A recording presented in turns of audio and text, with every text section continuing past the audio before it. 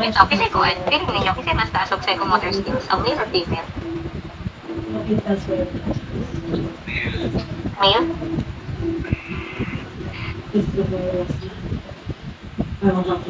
Noon, mas ilong ng mga laki, diba? So, maybe male ba? Let's use statistics or let's use Heisberg. Kung kinsa man jud sa male or female ang maayo psychomotor skills. So here in Jamobi, you ready na akong data. So this data is actually taken from the paper. Then, dili mo gud ka ka-insert o table like this sa Jamobi. So, ano ni siya? If you can see here, you have 18 male with high. Ngayon, 28 male with low. Then there you have female, 13 female with high, and 12 female with low. So, pagkabat sa Jamobi, mubutang mo magkuhan nito. 18 ka male na high. 18 ka male na high. Walang lagi nito sa.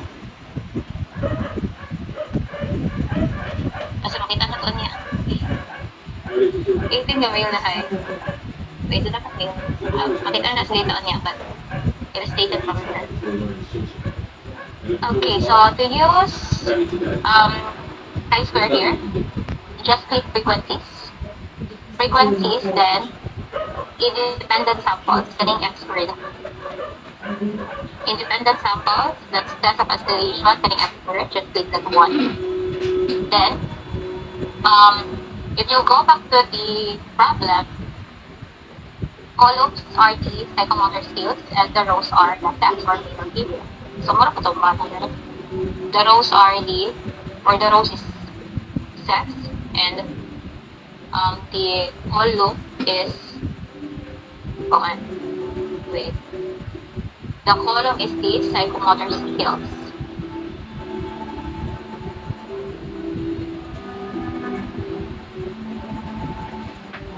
Let's already have. Saan naman ito? Frequencies. Okay, then you have sex for rows. Column, psychomotor skills. Okay, wow, rin ako shapes data. Actually, ano pa lang, mag-pero pa ng table na rin. I think na-save ako data. Let's go back to the PowerPoint. It's supposedly 1828. Ang ako ay 1817. 2817. So, sobra o male na high. Female na high.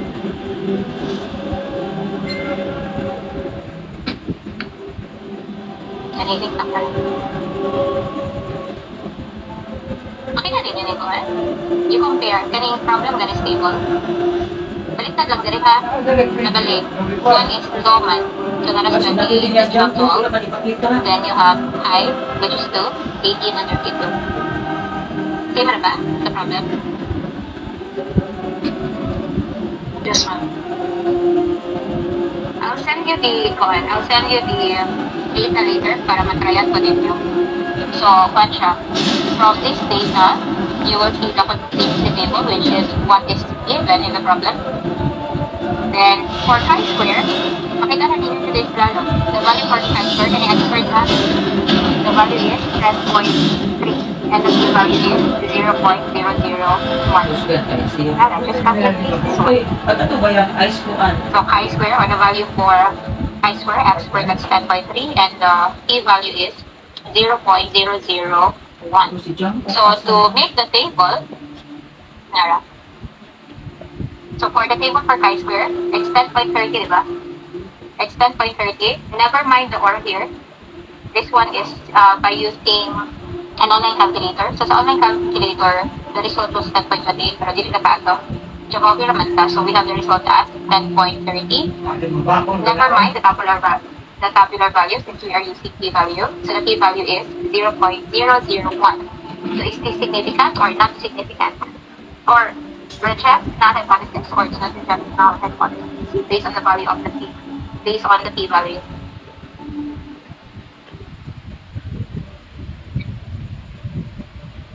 The level of significance is 5%. That's 0.05.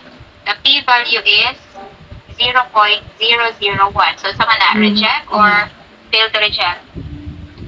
Reject attorney. Reject. It is reject null hypothesis because the P value is less than the level of significance. So since the decision is reject, then it means it is significant. So you have the discussion here. So this table presents the data in identifying the relationship between the employee's sex and psychomotor skills. It is reflected that the p-value, that is 0.001, is less than the level of significance, which is 5%, or that is 0.05. This finding will lead to the rejection of the null hypothesis. This means that there is a significant relationship that exists between the variables. Again, when you say significant, it means your data is sufficient to conclude a relationship. Dili ka pwede mag-diretsong ingon na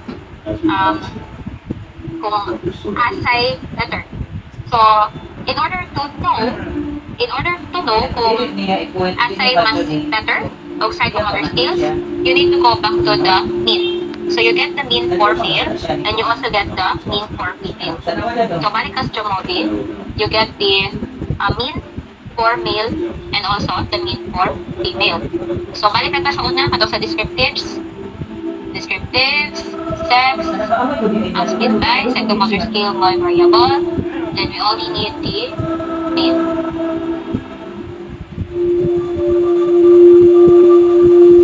What is the mean for male?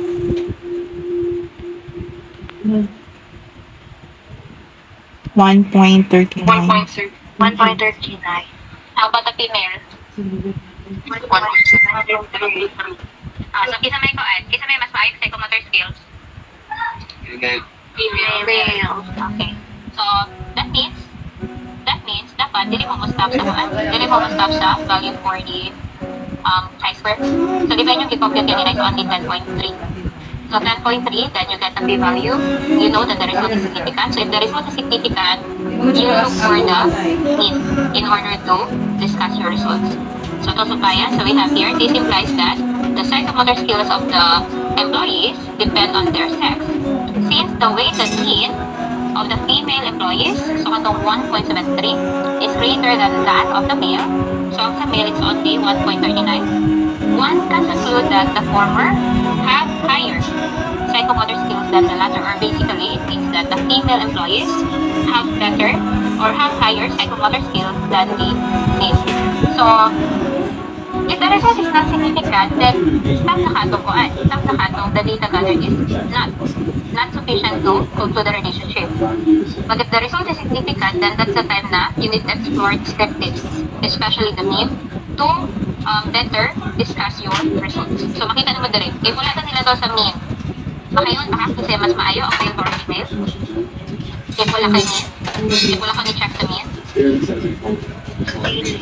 Dili, diba? Dili, so, one siya.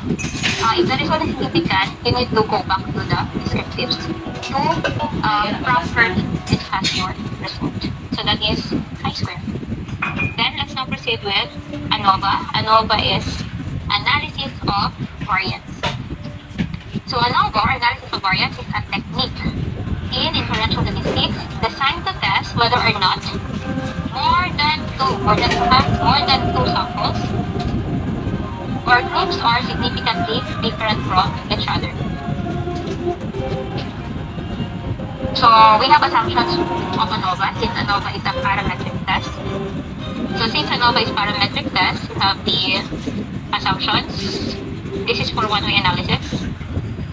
Independent, so the dependent variable score for each experimental unit is independent of the score for any other unit. Normality, so balik ang percentage sa Pyrrhus test. And equality of variance, so you need to check the variance if they are approximately equal. If dili masatisfy ang assumptions for ANOVA, the non-parametric alternative for ANOVA is Kruskal-Wallis. So mag-Kruskal-Wallis ka basta dili ma-meet si assumptions of ANOVA. So let's go back to ANOVA. So again, you have the assumptions. Pag dili mo pinaka-assumptions, you use Kruskal-Wallis, and Kruskal-Wallis is also available in Chomol. points. So here is an example of a problem where you can use ANOVA or analysis of variance. Three groups of six students. So tulong groups. Three groups, kada group tag unang estudyante are subjected to one of three types of teaching method. The grades of the students are taken at the end of the semester and enumerated according to the grouping. Madali ron kay niyon man siya nga kuan. Assume that all assumptions are met. So if you assume that all assumptions are met, then automatically you need to use ANOVA. So six students, the first group, six students, they are subjected to the first teaching method, so that is method A. Then the second group of six students, they are subjected to teaching method B or method B. And the third group of students, so that's another six students, they are subjected to teaching method C. So, lantawan dere kung asay mas maayo na teaching method. Teaching method A ba, teaching method B, or teaching method C based on the performance of the six students. So, sige mga nabalaan ninyo na ko at teaching method.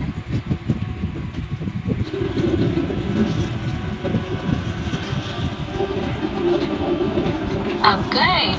Mga Edmond Kalabatan, di ba? Asa naman ito mga teaching method ninyo? Naay lecture method, attorney na po yung repertorial activity, mga hands-on activities like experiments. Okay na. So, kamo na bahalag kuan. Kamo na bahalag i-matching. Nasa ring method A, nasa ring method B, then nasa ring method C. So, asa ko na yung mas maayo na method. Pero kuan magod na. Ang teaching method magod, magdepende mo sa topic. So, di jud ko kakaingon nga this is the best teaching method among the list or other methods.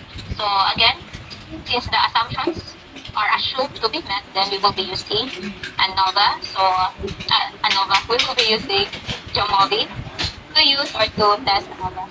So, ako na po na siyang ibutang dire. These are the grades or the scores of the students under method A. Then, these are the scores of the students under method B. Then, kani siya, scores of the or grades of the students under method. Again, isend na ko ni file ninyo later so that you can also try performing ANOVA and chi-square, and hopefully you will get exactly the same result with what is in the presentation. So for ANOVA, you click ANOVA here. Then, actually, daghang klase sa ANOVA. Pero kung ano gani, na ANOVA, na repeated ANOVA, Mancova, dito tayo mga complicated tayo. Let's just use the common one. Let's use the ANOVA. So sa ANOVA, we are trying to test grades and the teaching methods. So we have grades and teaching methods. Grades, teaching methods or methods. Then, wala, automatic ko. Nara. Kita mo sa p-value? What's the p-value here? 0.001. So, is it significant or not significant?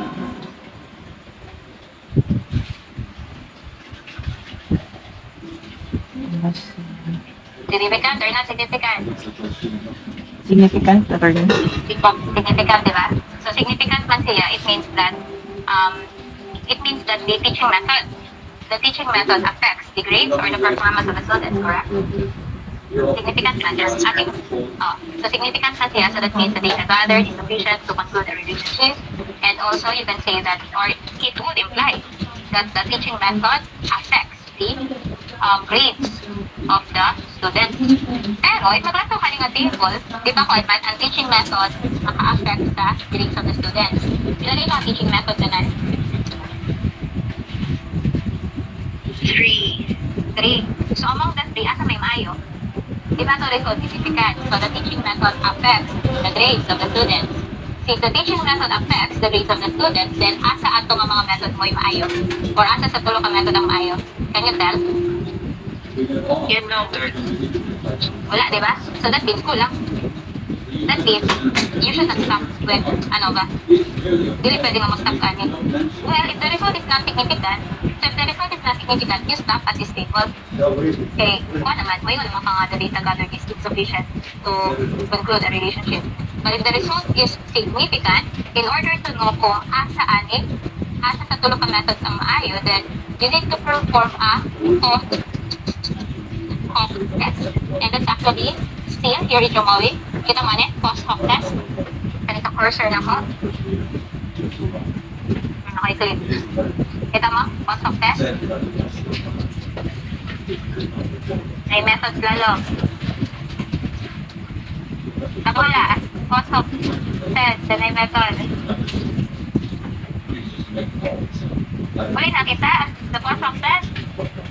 Nasa dito sa baha, ano ba? Kita mo post-hoc test? Nakita, attorney. Kita. Ayun, ay method, di ba? May method lalo. Yes, ma'am. O, dayon, di ba ganahan ta makabalo?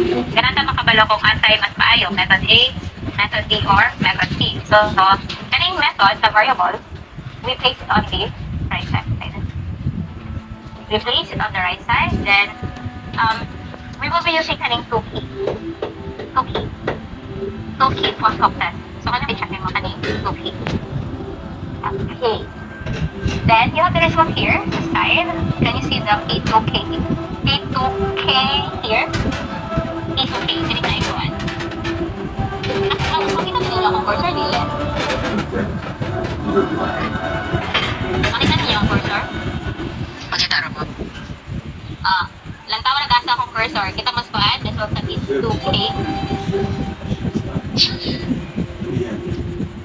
Blurred. Ay, kita mo. Yes, ma'am. Kita rin. Hindi ba rin kita? Dahil, pila ka ba kaguan? Pila ka ba value under P2K? Tulo ka buk, attorney. Wala. Dala na siya kang buok because gipares-pares na na. So, the first value for P2K kaning 0.007. This refers to the P-value, P-value siya, P-value for A versus B. Or that is method A versus method B. So, method A versus method B, the P-value is 0.007. So, is that significant or not significant? Significant. Yeah, so that is significant. So that means there is a significant difference between method A and method B. Method B. Then, can I say kaduha? This is actually A versus C. So A versus C, it is 0.367. Significant or not significant? Not significant. Not significant. No. So that means there is no significant difference between method A and method C. So pareho ra. Diba? Kung no significant difference between method A and method C, it means that they are equally good or they are pareho ra effectively method A, yes, and method C. How about method B versus method C?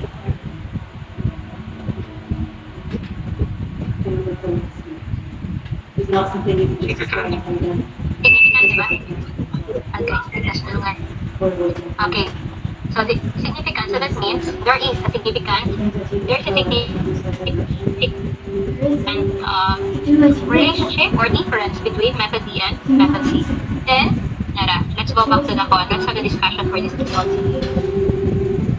Nara, P2K. So, look at the table. If you notice, ako siyang batangan ko.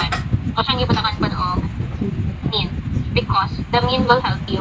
The mean will help you test kung asay mas maayo. So, we already know that based on the post-hoc test, there is a significant difference between method A and method B. So, if na significant difference between method A and method B, asay mas maayo nila ang method A or ang method B. If ang base na test result na rin, makaingon mo or dili? Dili na ba yan, Arlo? Dili, di ba? Dili. So that means, same atong sa kuan, same atong sa chi-square ganina, you also need to look for the mean. So, I have it here on the table. The mean for method A is 89. The mean for method B is 77.5. So, kasi mas maayo. Method A. Method A. Method A. Okay? So, kung ha, same atong sa chi-square kanina, you should not stop by getting the result. For to better discuss your result, dapat mabalik ka atong descriptive. In this case, mabalik ka sa mean. So, based on the mean, you can see or you can tell that method A is better than method B. Ngayon, method A and method C, non-significant man siya. Non-significant, so ngayon nakakuan. They are equally good. Or method A is as good as method C because there is no significant difference between method A and method C. Then for method B versus method C, significant or dili? Method Significant. B versus significant. Since the result is significant, then again, you look at the mean. After may mas dakog mean. Method C. Method C. Method C. So you can say that method C is better than method B. So kinahanglan ni mo ni kuan, kinahanglan ni mo ni post hoc analysis in order to interpret your result. So for ANOVA, so sa ANOVA, duha ni ka table. So ang first table is katong kuan. Katong as a whole ba kung significant ba or not significant. If the result is significant, you need to perform a post hoc analysis that is using the 2K test na itong gigamit sa Chomovi kanina. But if the result is not significant, then tama na kasi, ha? I hope klaro na siya. Pag not significant, stop. No need to perform post hoc analysis. You only perform post hoc analysis if the result is significant. Ngayon, in order to better interpret the post hoc analysis, then you need to go back to the mean or getting the mean. So means methods, yun na siya.